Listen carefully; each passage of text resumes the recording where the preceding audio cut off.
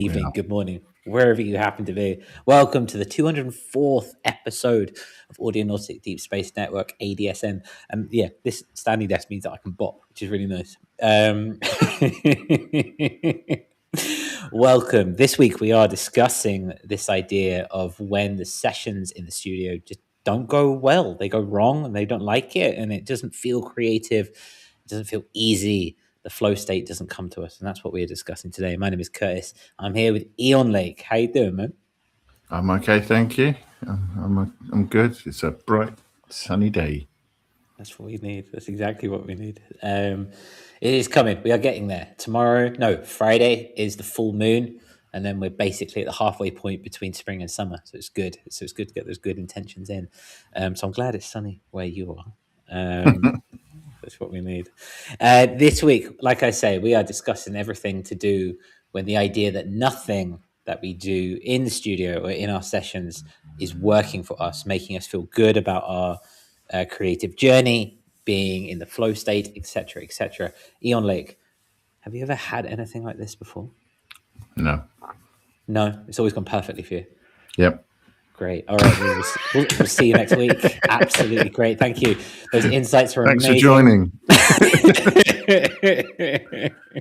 Yeah, I wish I could say that, but there have been times that have maybe been a bit suboptimal in between the roaring success of other times.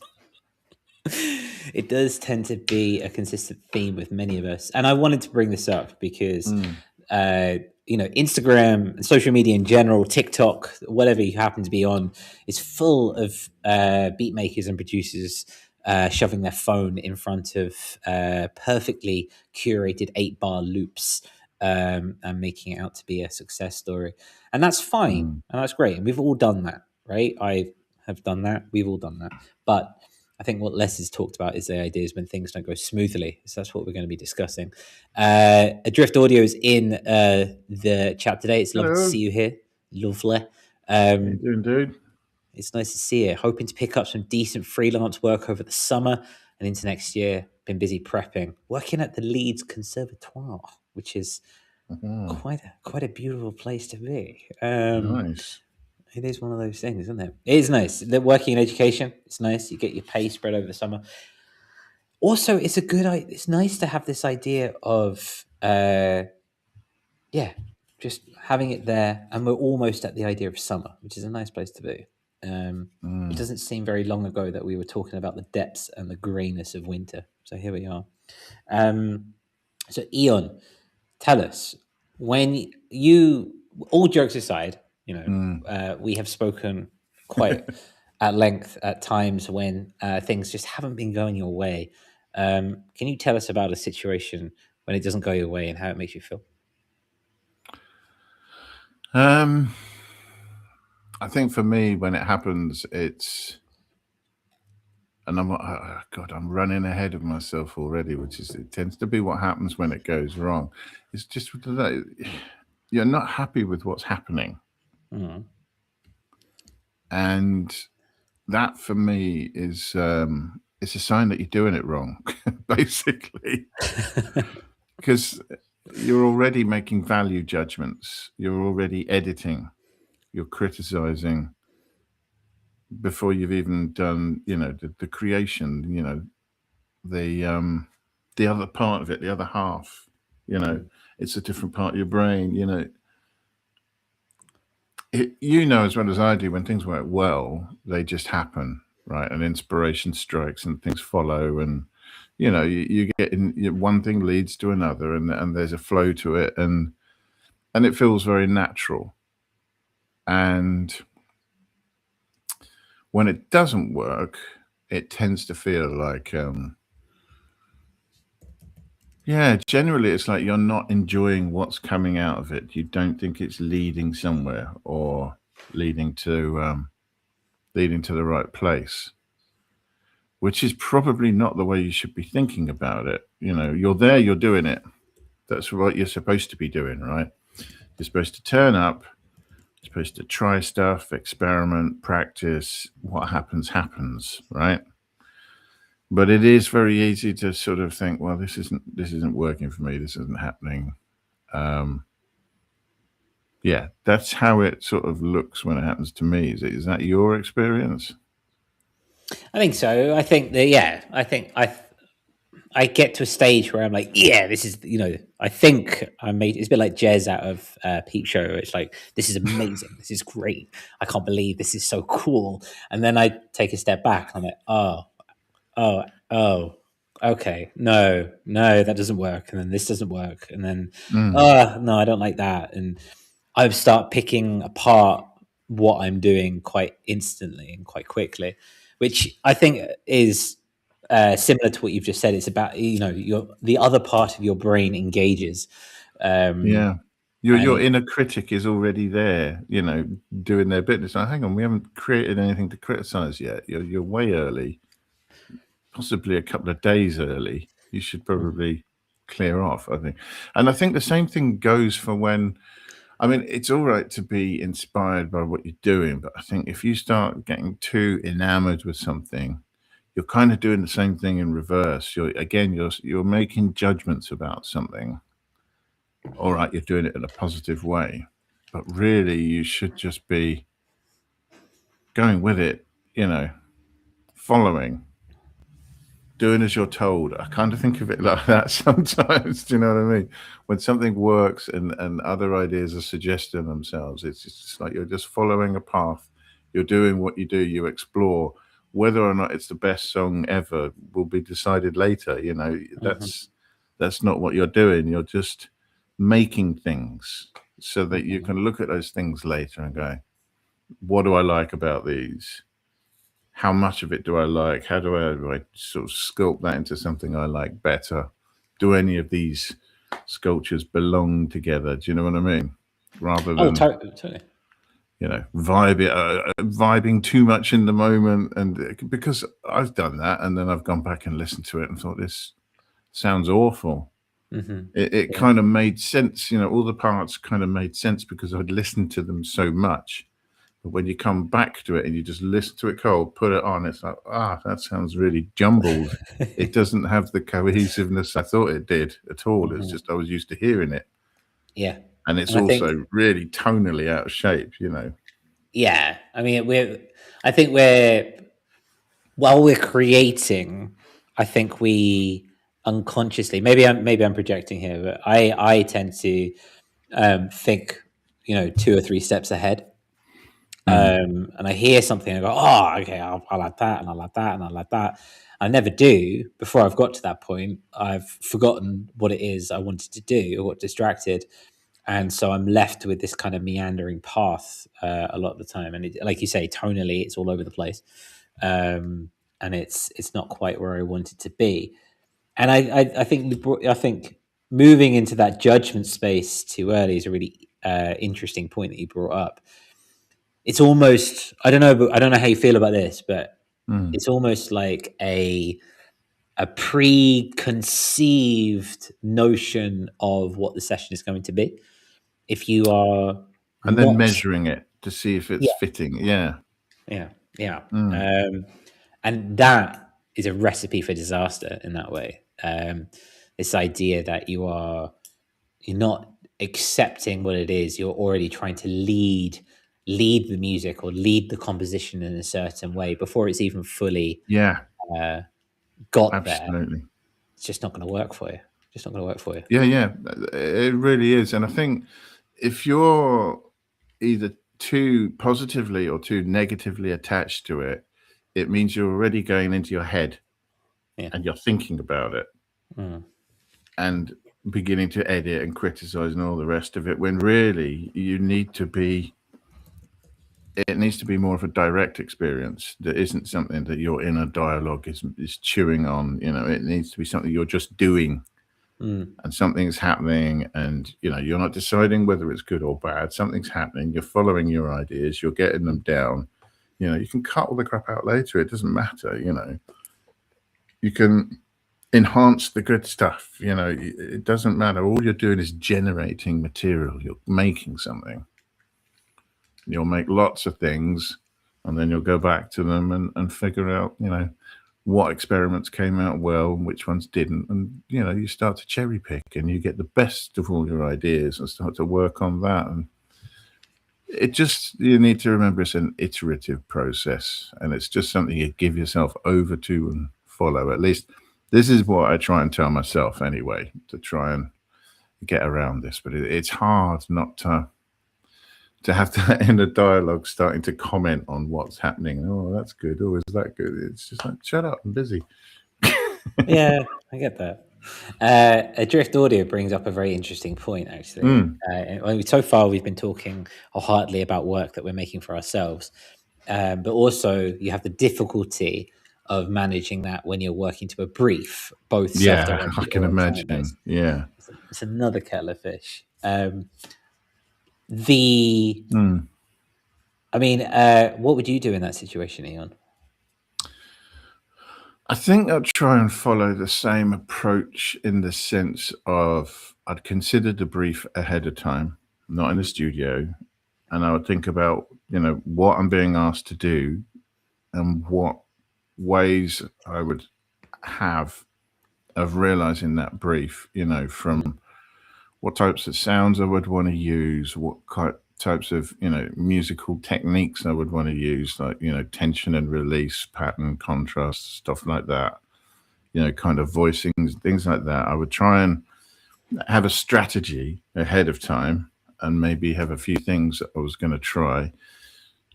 We all know about my propensity to stick ideas on a whiteboard and sort of work through them in sessions. I would try and sort of line up a few ideas so I'm not coming at it cold, with all the options in the world.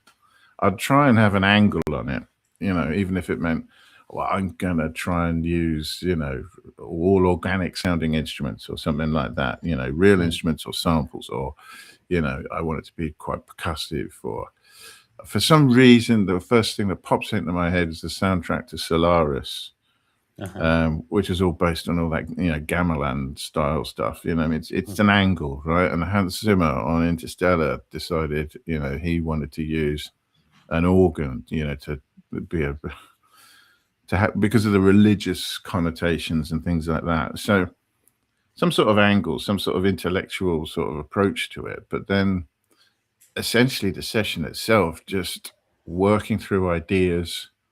And I find one thing that helps not get too attached or too negatively attached to anything that you're doing is going, right, well, I want to generate this amount of say chord parts. I'm going to create a section and I'm going to do it 10 times or something, and I will pick the bits I like out of that, and then I will write melodies that go with it, and I need at least 15 of those, and then I'll go through them again and I'll figure out what I like and what I don't like. So I'm kind of hiding it behind numbers. So there's too much for me to sort of obsess on individually. It's just like, I'm just creating things. I'll work on it later, and try and just generate a load of material that can be edited down. We can throw all the rubbish out. We can, although again, I don't throw things away. I just cut out the good stuff and keep that, and sort of move away from the other stuff.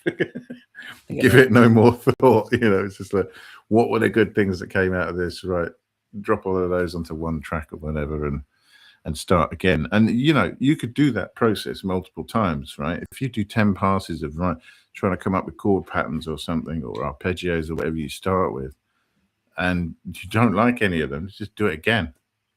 And just keep repeating. Maybe you can change sounds or something if it doesn't happen after that. But I think I would try and treat it, like a job, because it is, right? When you're working to a brief, and you're going to create a bunch of stuff and see what seems to fit. See if any of your ideas actually generate something you like. Well, I think it's a really interesting point. I mean, Adrift Audio kind of keeps up here. I always start by thinking, yeah, I can pull that off. And about 30 to 60 minutes into the process, my confidence drops off a cliff as I realize how far my sketch is from the target. He goes on to say, probably not enough planning or conceptualizing beforehand as Eon Lake has suggested. And this is a really interesting point, because when you're looking at client work and when you're working to a scope where you have a predetermined or a predefined outcome, it is different to if we're just being creative for our own projects and just, you know, being playful with the sounds that we've got in front of us. I think in my experience with these things, it's And you do easier have for, some, don't you? yeah, I mean, I have done and do quite a lot. I wouldn't say quite a lot, but I do a fair amount of client work. And I've learned from my experience that it's easier for me to switch off, mainly because I don't care as much. Not to say that I don't care about what I'm doing and I don't put my full effort into it, but because it is a job and I treat it as a job and I treat it as a paycheck in that regard, a nice, you know, quite a kind of a fun paycheck. I can go, this is not what I want it to be. I will come back to it later today or tomorrow afternoon. I've also found, and this might just be, again, my experience of these things, that when a client sends you a reference track, subliminally, what they're usually asking for you to do is to copy the reference track as much as possible, but not so much that they can get copyrighted for it. So I want this, but I can't use this. So you're I want to paying go as you close as I can without ending up in court. Absolutely, yeah. Paying you is cheaper than paying for the copyright of this track. So we're gonna just ask you to remake the track as much as possible. That's how I kind of circumvent it. I've noticed that when it comes to client work, the expectation, and I want to get onto expectations in a minute, but the expectation isn't as high, only because when we are creating our own work and when we're creating our own body of art, we are basically making an extension of our soul, right? That's essentially what we're trying to do in that notion. It's a bit more personal, isn't it? It's a bit more personal. Yeah, it's a bit more personal. Whereas when it comes to the client, they want something that just sounds like what they've got in their head. And therefore you don't have, I have found that I don't have to think so much about it. You know, if it's a track, you know, let's take that classic cliche of like the car adverts, right, where it's that kind of like heavy rock country, you know, where you got the kick and you got the snare and you got like this kind of like semi distorted but hollow bodied guitar and then some sort of growly vocal over the top. Like that's kind of what it doesn't go much further than that in that regard. And you kind of, it's about listening to the client in that fashion and going, okay, what is it that they really want to do? That's how I kind of circumvent it, because then I can just kind of go, well, if that's not what I'm feeling today, I'll do it tomorrow. You know what I mean? Yeah. I was interested in that comment about confidence dropping off a cliff when you compare your sketch to the target. I don't know. I would examine that and say, well, why is it that's making me feel that way? Is it that I genuinely think I'm missing the brief and it's you know, it's just not there? Or is it me feeling it's not good enough? It's not good enough, or I'm not good enough, or any combination of that sort of thing. Meaning, is it about confidence or is it about actually the piece of work? Because I suppose whatever it is you're doing, you're trying to convey something. And so your success criteria is about whether or not you're conveying whatever it is you're supposed to, whether it's like, some mega cool vibe for a product that's supposed to be impressive, or, something that's more emotive. I suppose whether or not it's working or not is whether or not it's having the effect it's supposed to have. And so I'd look at those feelings and say, well, is it me thinking it's just not good enough because I imagine something brilliant, or is it the fact that it's failing to deliver what I'm trying to get it to? Yeah, I think that's very Because important. one of those you can address quite easily, and the other's a bit different. It is absolutely, and especially when it comes to client work as well. There's always that notion of imposter syndrome, right? Especially if it's if you're what's the phrase? If you are more green to the notion of client work, that idea of putting that something else for not just like artistic kind of creation, but you are genuinely going for a remit where there is a monetary value on it, and you're going and someone is paying you money to do it, and they are expecting something which you have no control over, right? And that opens up another can of worms of anxiety and imposter syndrome because you haven't necessarily walked that path before. Yeah. Which is nice. It's an interesting point. Abby pops up. This is a really cool point. Fiction writing is like 20% writing and 80% editing / revising. First versions are always bad, just streams of ideas. For me, making music is the same. It helps to remove the inhibition of early judgment. That's cool. Very wise words, actually. I couldn't agree more. That's quite well put. You know, and also I feel like there's very much the 80-20 rule in idea generation, that like some of your ideas are going to be rubbish. Of course they are. But, you know, statistically speaking, if you do enough of them, some of them will be good. And all you have to do is make enough and correctly sort them. So I think really it's about not restraining yourself initially and having a good process after that to organize your ideas once you've got them down and just get loads down. And I think really your brain needs to switch off. Because if you tried to write something like that in one go, you just said, right, I'm just going to write it and it'll be amazing. Psychologically, it's just such a lot of pressure, and that's not really how inspiration works. Almost you need to hide behind a repetitive act or set of actions so that it can just come out because you're not getting in the way.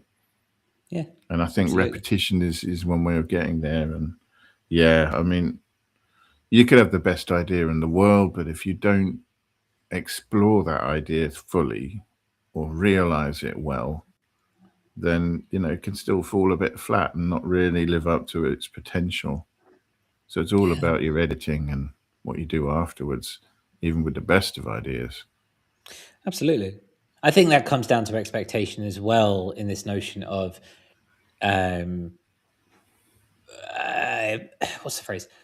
When you come across something that you've been making and you kind of come to the conclusion that it's not your best work, to not take that too seriously, right? So like Abby says, it's 20% writing and 80% editing, right? Like your default in a way being, of course it's a load of rubbish. You know, I've just been throwing things together to see what sticks. Of course it's going to be unrefined. Of course it's not going to be what I want it to be in my head because I haven't taken the time to sit and sculpt it, right? I've always thought that music and writing is similar to sculpting a statue or anything, sculpting anything, I suppose. This idea that you might chisel a little bit off over here, and then you might come and take a look at a bit over here, and then kind of they work into a happy medium, you know, as opposed to a linear process where you go from start to finish.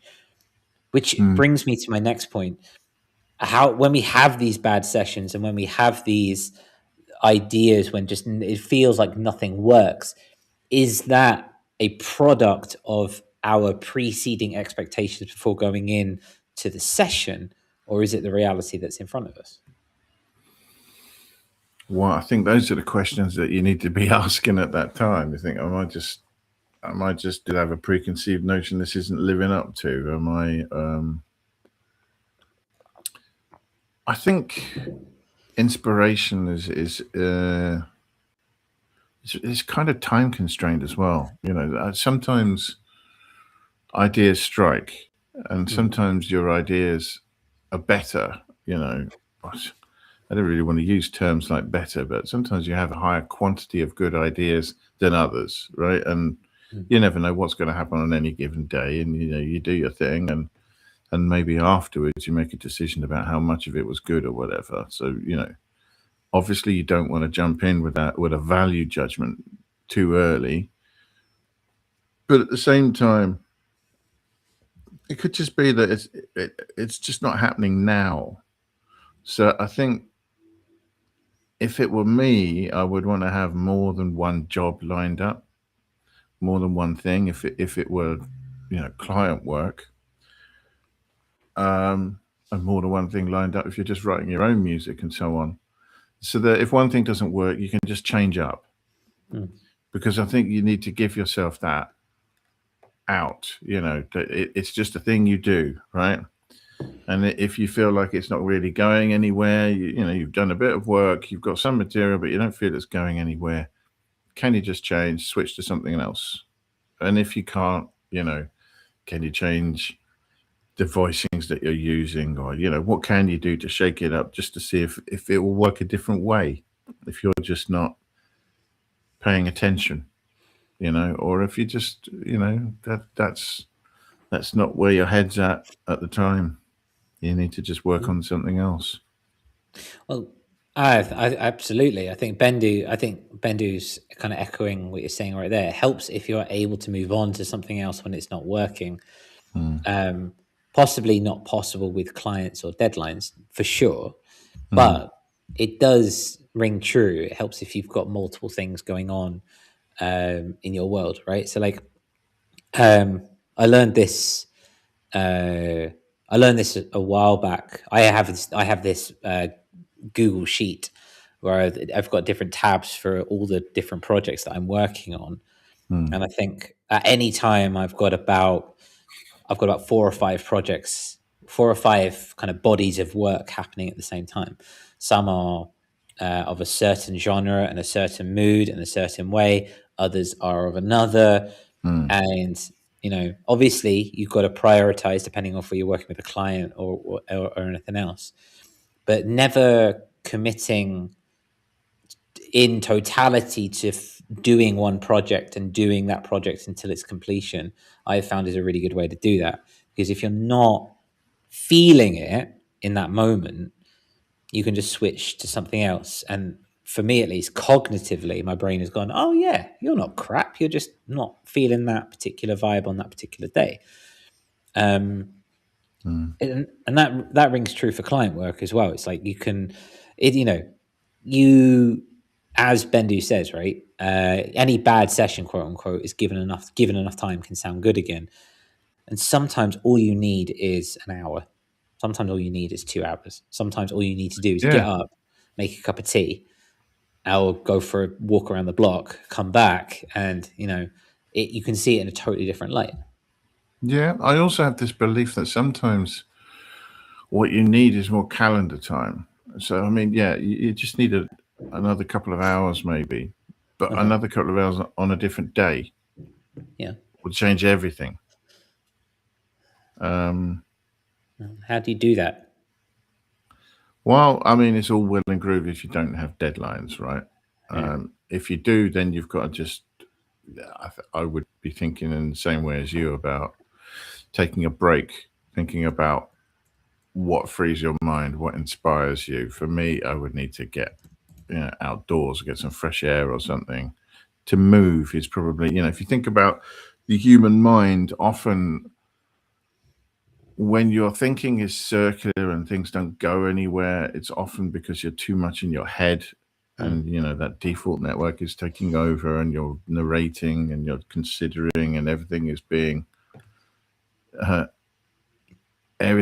thought about and processed, where you need to maybe have more of a direct experience. You need to break that state, and I don't know what works for you to break that state. Take a shower, take a walk, maybe listen to something that does inspire you, maybe take a break from music and don't hear anything for a minute, something to try and freshen yourself up a bit, break that state, come at it from a different angle. Absolutely. There's always a benefit to seeing and taking a step back and seeing the wood from the trees. And that it doesn't always take a lot. It can be the next day, but it can be a little bit of time over. Which brings me to an interesting point.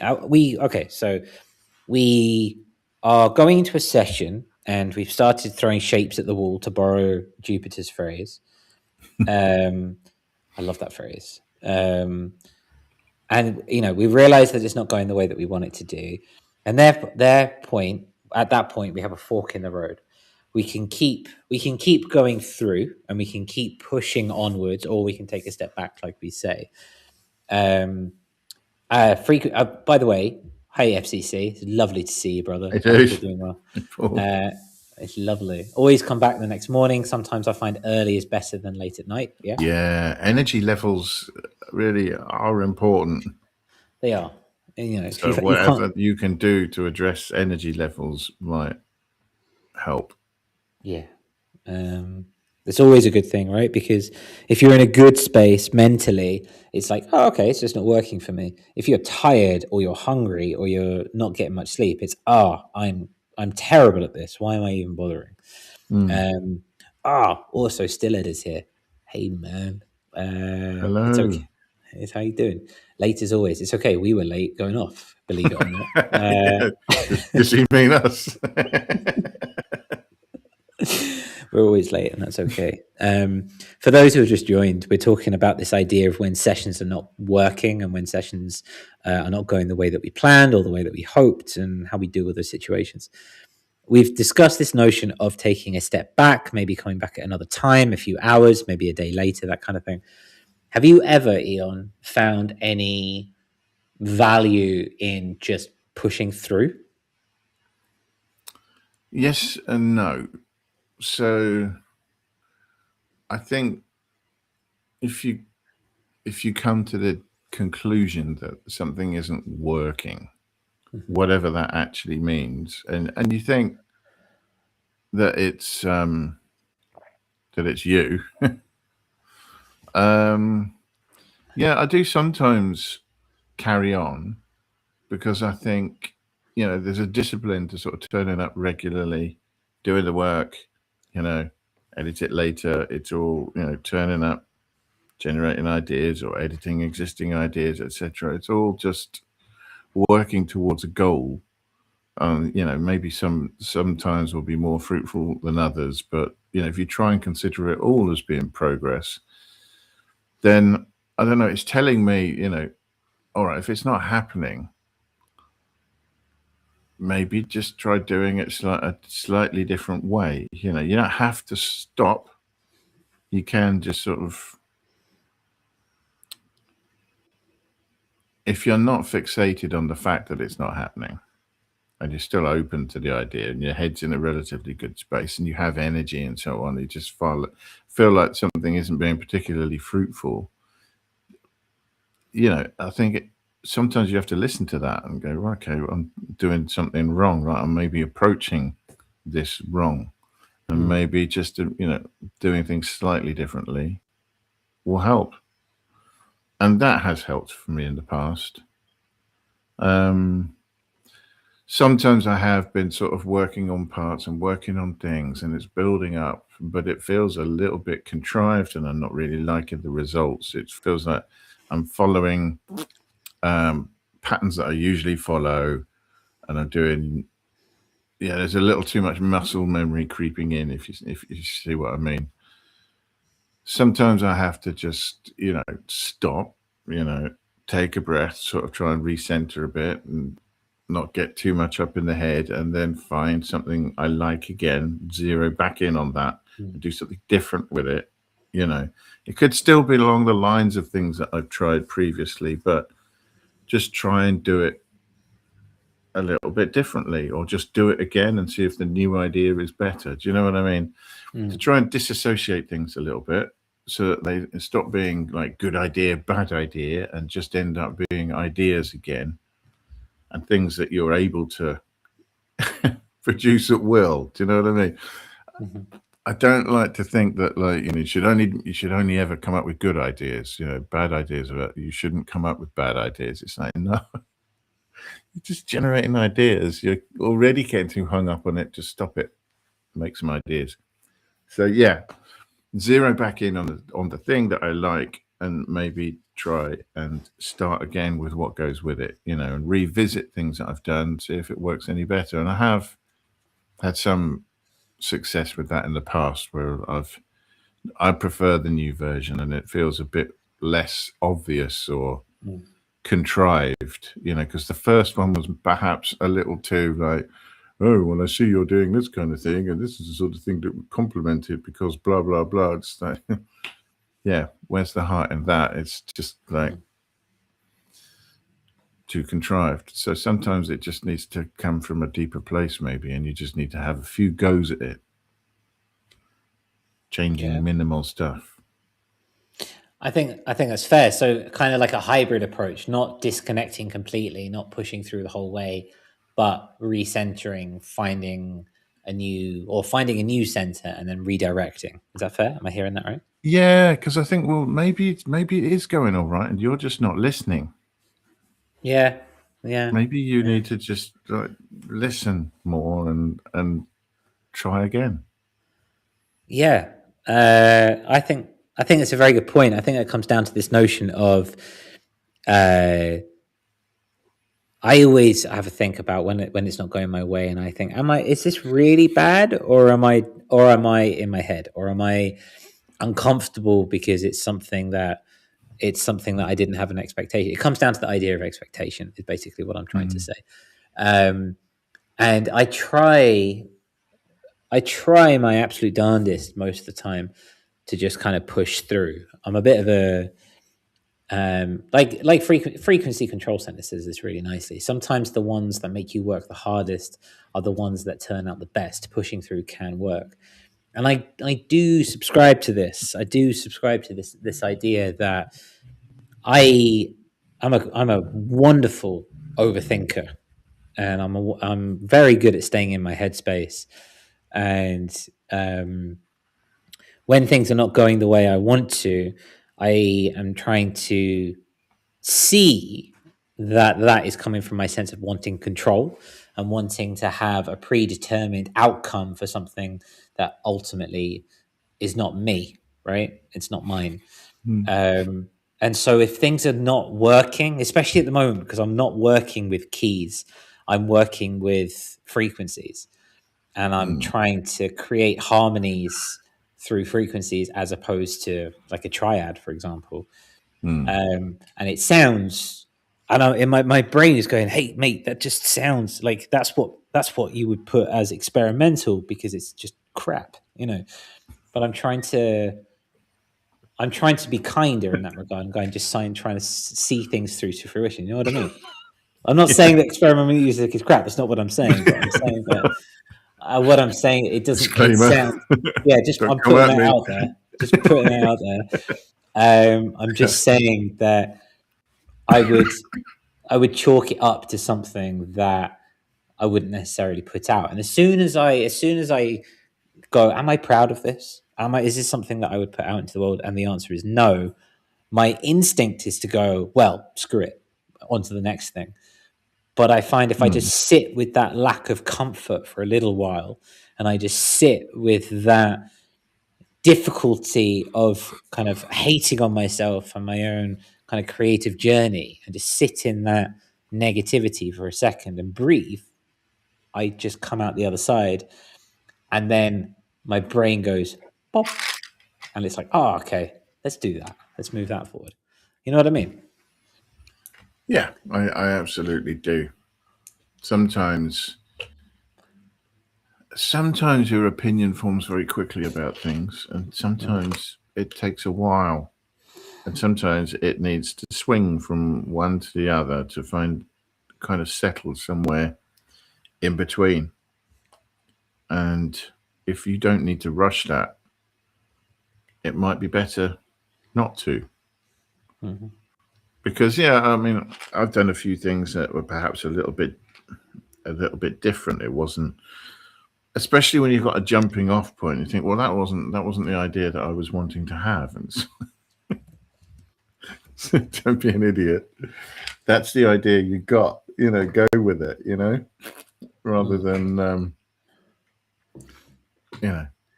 does this idea meet my expectations? Well, I What are think you even talking about? You're thinking about this wrong. Just do it. exactly. Like I used for those who, well, I'm a stippler for a Google Calendar, right? Like everything kind of runs through Google Calendar, and I have this master calendar, which is an amalgamation of 7 calendars all in one, depending on what projects I'm working on. Some would say that it's overcomplicated, but it works for me. My my point is, once upon a time, I schedule everything, right, even my downtime. Like 7 to 10 downtime. And I used to go into the times when I'd have studio time. I'd go, right, I'm going to work on In the Wake of Light, or I'm going to work on Marooned, or whatever. Friday is coming up in 2 days. I'm going to work on this. And I would find that was creating an expectation in my brain about what I'm going to do on that day. Now, these days, I just structure. This is the one thing like I say, I structure everything out. But these days, I just go to a place and I just call it studio time, and I just put in studio time, and I go in there, and whatever feels like the right thing to do in that moment, based on, I don't know, the moon, for example, is how I go from there. So I could open. I've had this for example. I've had this project called Brian that I've been sitting on for. Genuinely, I think I've been sitting on Brian for about 5 years, and I started I started writing it in Vietnam, for example. That's how long ago I started this project, and it's been such a slow process. But I opened it up for the first time again last week, and this is about 18 months after I already talked to Lars about putting it out on Error Prone Records, for example. And yeah, and it's just it's when it feels right, you can diminish that expectation. Does that make sense? Yeah. I figure how confident or how at home you feel with something does seem to have a direct impact on how much you criticize it at the time. So if you're not feeling it, or you don't have high energy levels, or it's just not really vibing for you, I think you're inclined to criticize it a lot more and feel more negatively disposed to it. There's a definite bias there. For sure. For sure. Do you think that bad sessions, quote unquote, are necessary? Oh God, yeah. I'd like to. God, I'd hate to think there's something. I never have a bad session like that idiotic joke I made at the beginning. I'd hate to think there are people out there that's like, I don't have bad sessions. I know that there are musicians, artists, composers, people that I really admire that have prolonged periods of less than optimal sessions. But I think the key, especially where they're professional, is that they're able to continue and to move forward, even if it's a slower rate, perhaps. But progress is always made to some degree. And maybe there'll be times when it all clicks and a whole load of stuff just falls together, and things really start shaping up. And other times where it's a lot slower, and the work is less immediate, in the way that ideas develop and things get done, tasks within the framework of writing and arranging music. And that it's almost your ability to not become too engaged with the success, however you choose to, define that of the session, that will ultimately dictate the success of what you do.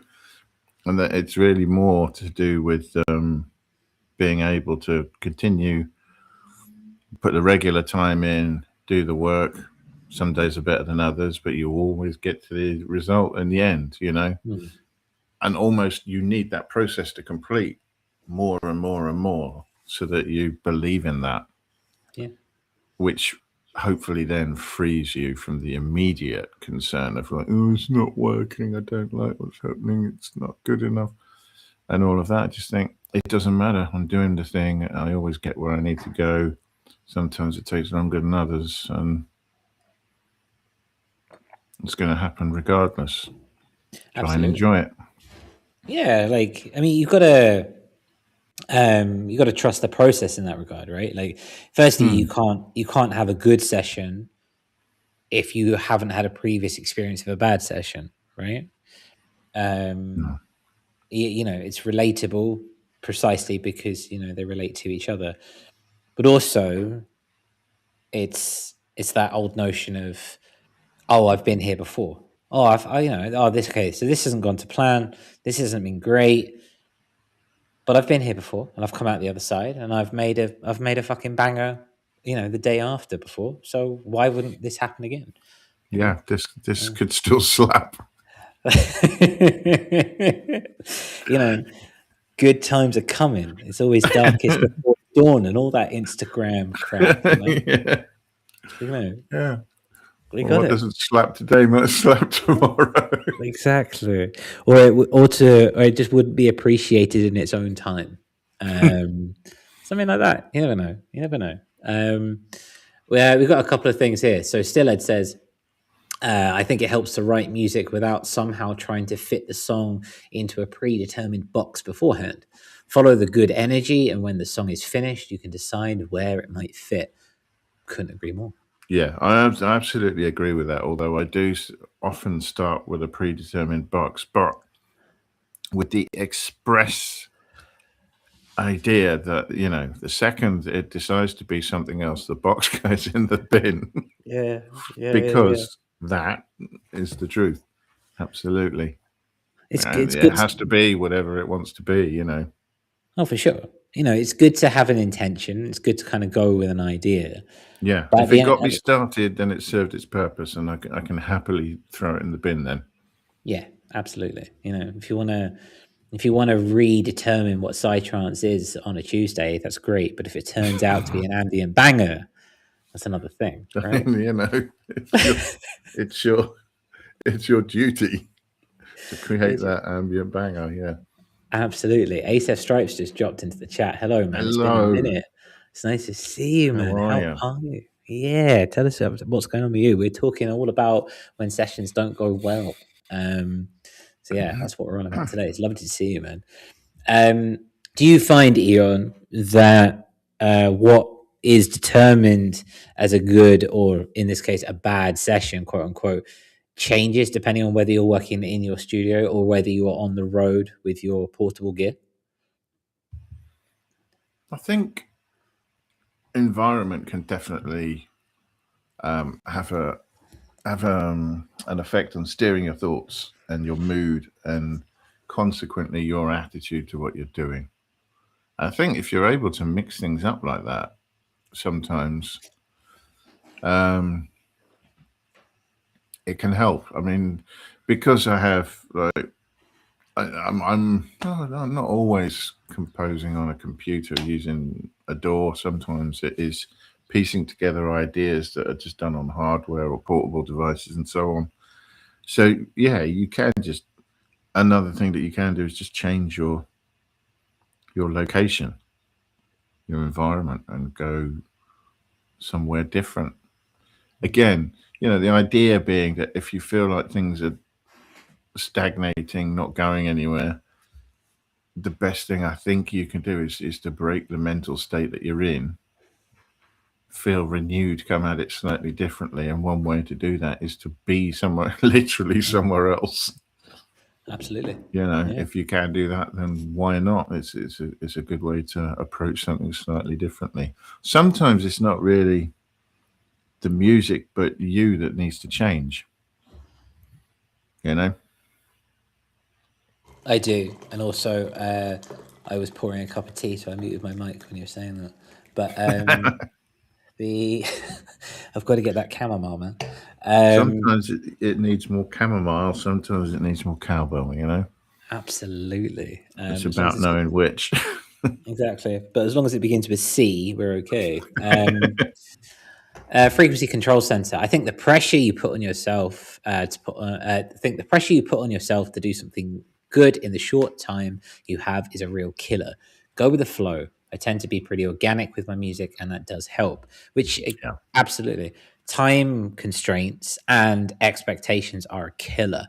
This notion of I've got 45 minutes before I need to do something else. Right? Yeah. Okay, let's go. Best idea ever. Now. Yeah, go. It doesn't work, man. It doesn't work. What You've is got it to again? be. It doesn't. It's like it's like foreplay. You've got to kind of build up to it, and you've got to be realistic with the intentions that you've got in that moment.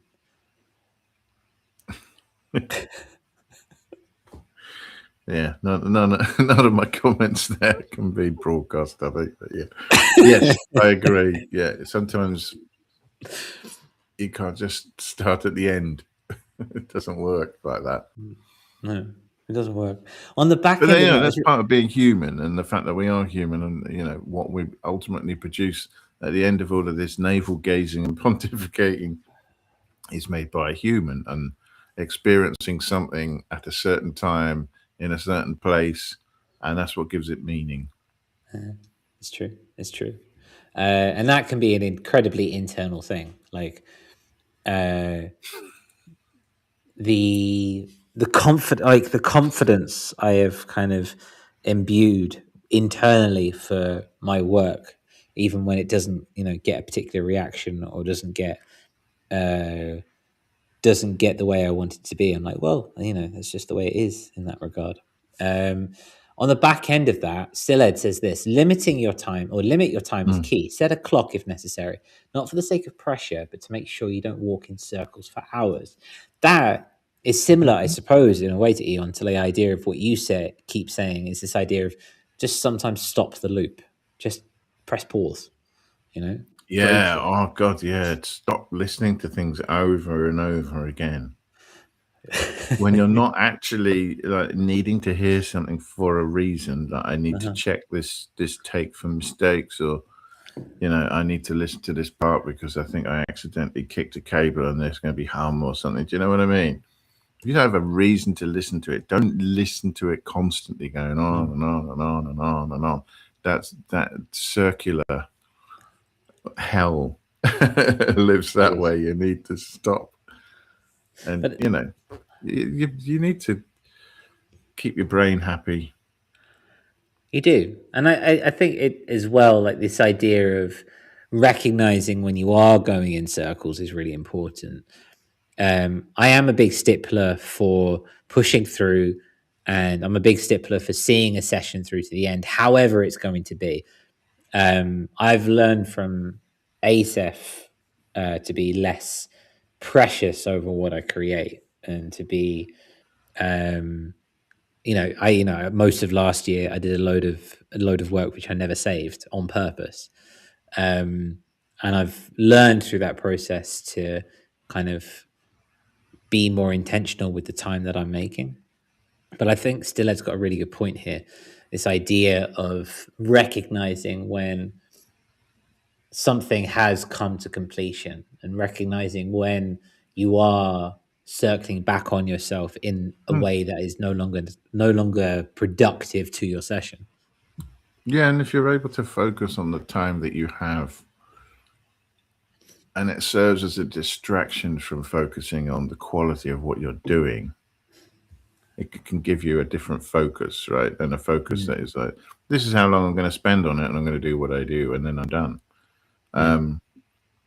If it takes your attention away from making way too early value judgments about what it is you're creating, then that's definitely a good thing. Absolutely.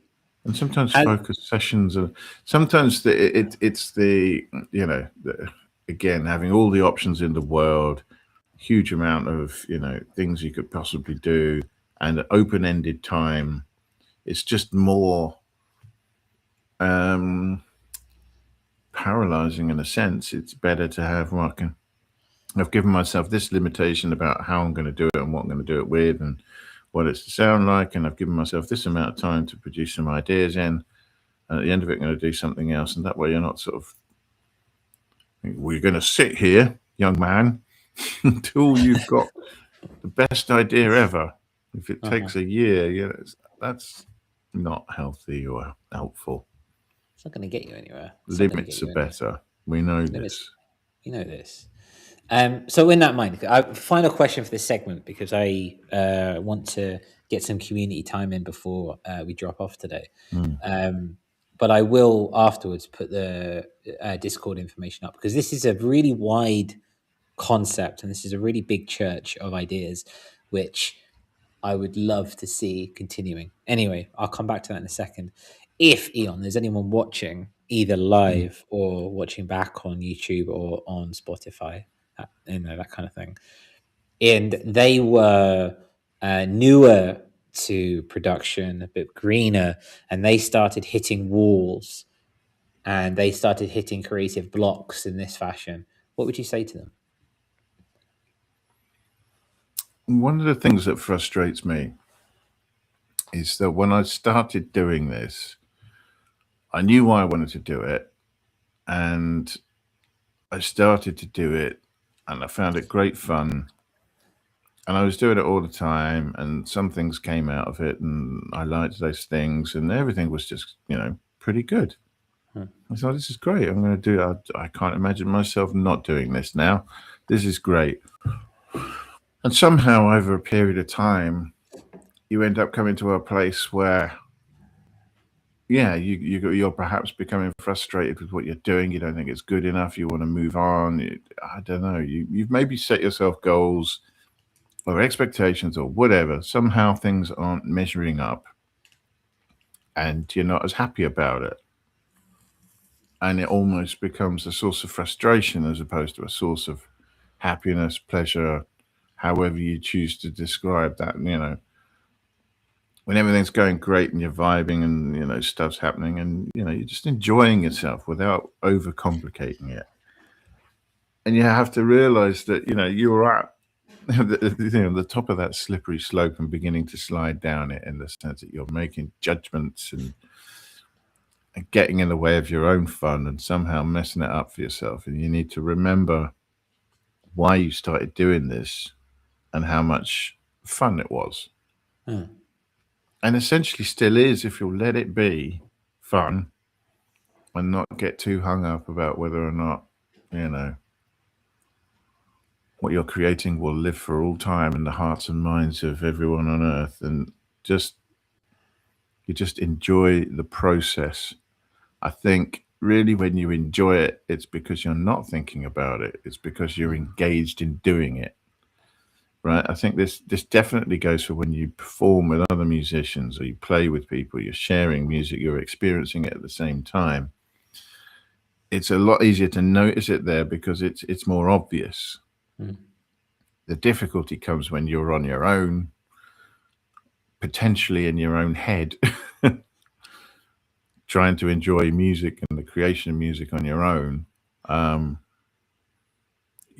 You're gradually moving away from that, and you don't notice it happening, and you're beginning to pour cold water on, and it's just that you need to realize that that's happening and remember that this is fun, right? And it's not, to use the old cliche, it's about the journey, not the destination. Like, if you don't enjoy the making, the editing, and so on, then why would you even do it?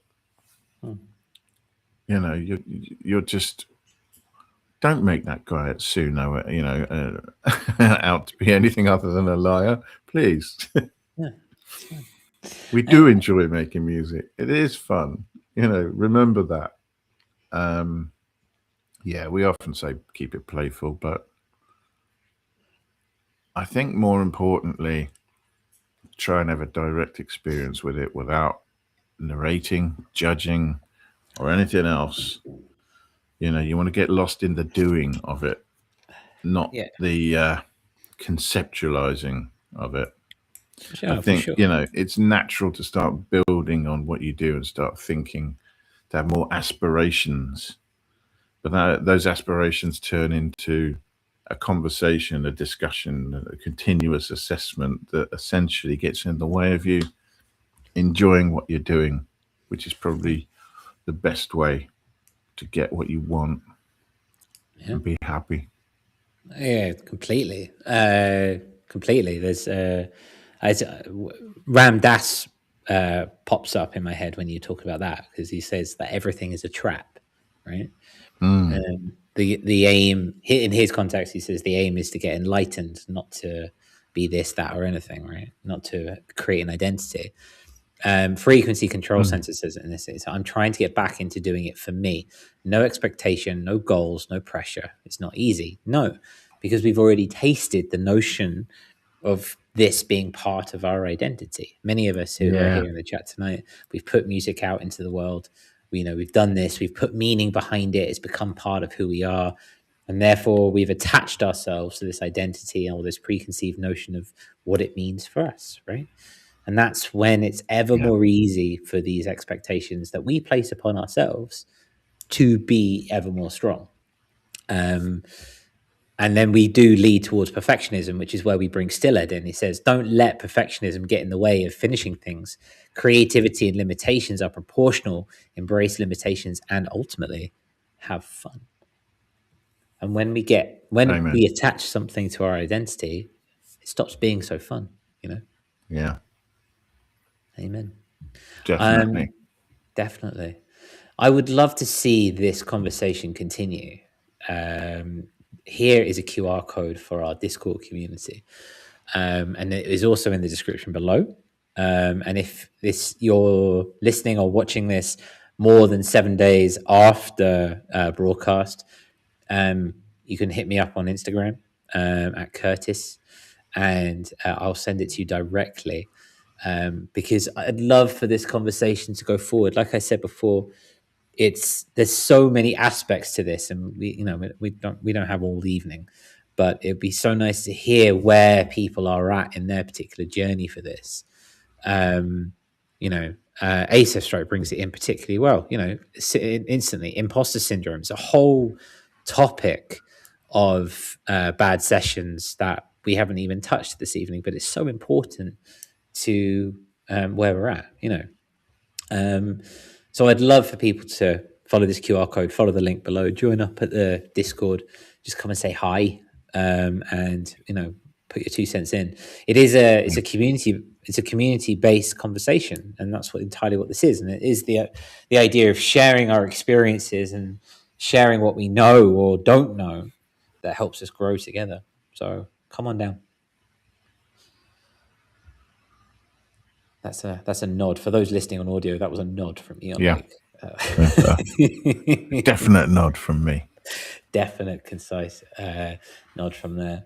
No, we like to hear other people's experiences. We do, and this is why we ended up doing this in the first place. Is just sharing that journey and sharing the challenges that are thrown up by it, especially being a remote musician or drummer. All of us working inside our own home studios alone, and it can be a very lonely topic sometimes. But in the name of community, in the name of coming together for something awesome, I wanted to bring this particular piece of art to you guys this week.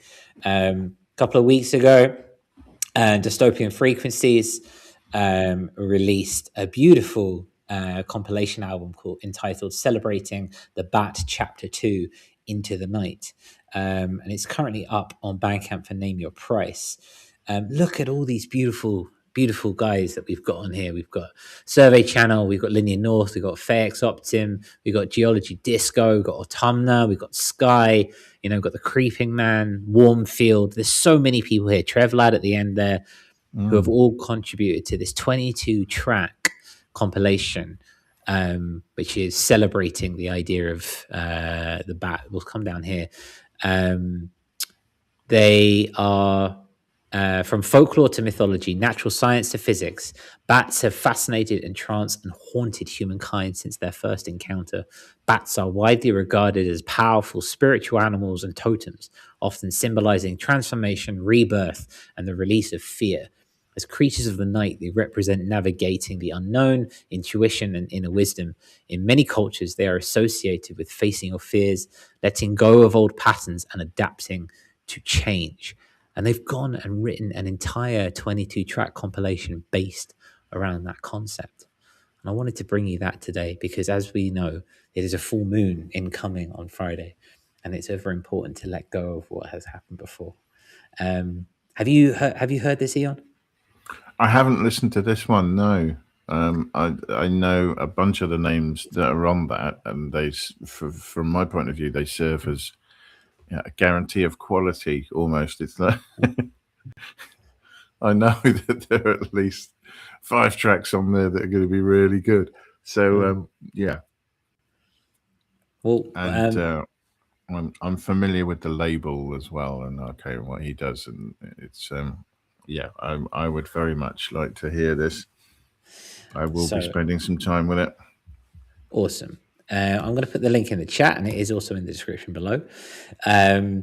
Compilations are a great way I've found to find beautiful pieces from artists that you will know already, who might have created something different in the name of having a different prompt and working with other people, again, collaboration, but also finding people that you'd never heard of. So, for example, 30 Door Key isn't someone that I actually know, for example, and so I'm excited to go and find out about what they make. So I implore you to listen and support, because it's there. So I've chosen Feix Optim because mainly for the reason that I haven't listened to Feix Optim in a while.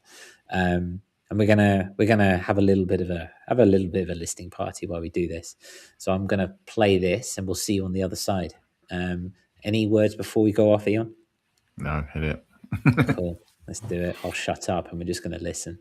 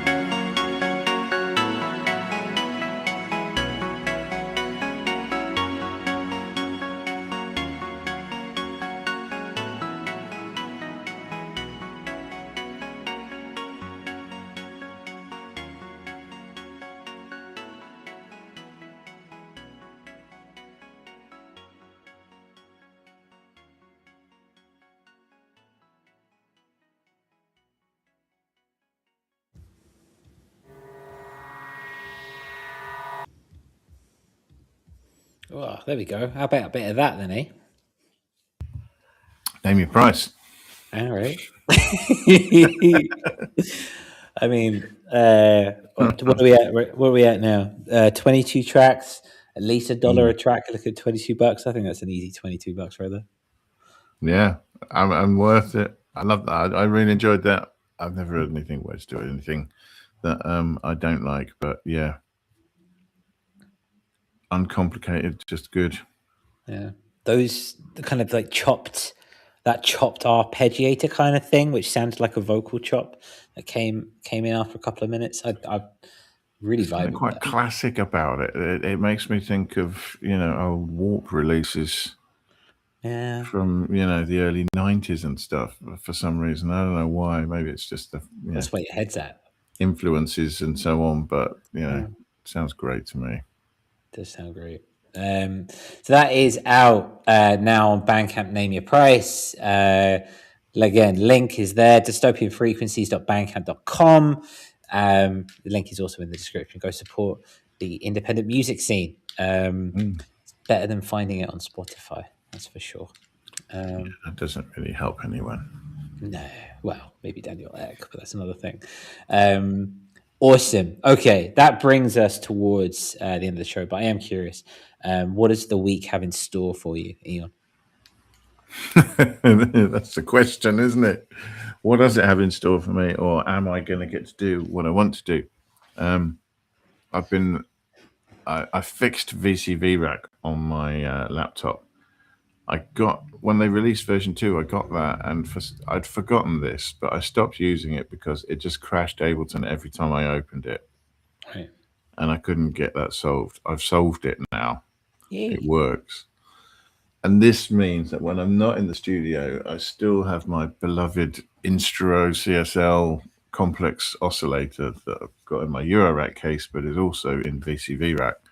So I've been head-to-heading VCV Rack with Softtube Modular and making odd sounds with both of them and saving some standard voices, and patches.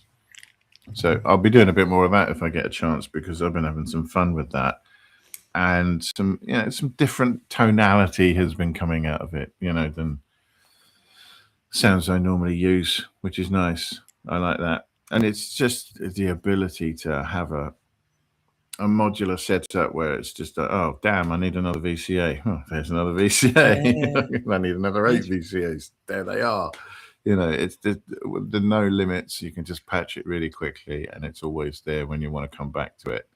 Is pretty useful, fun. So I'll be doing more of that if I can. That sounds great.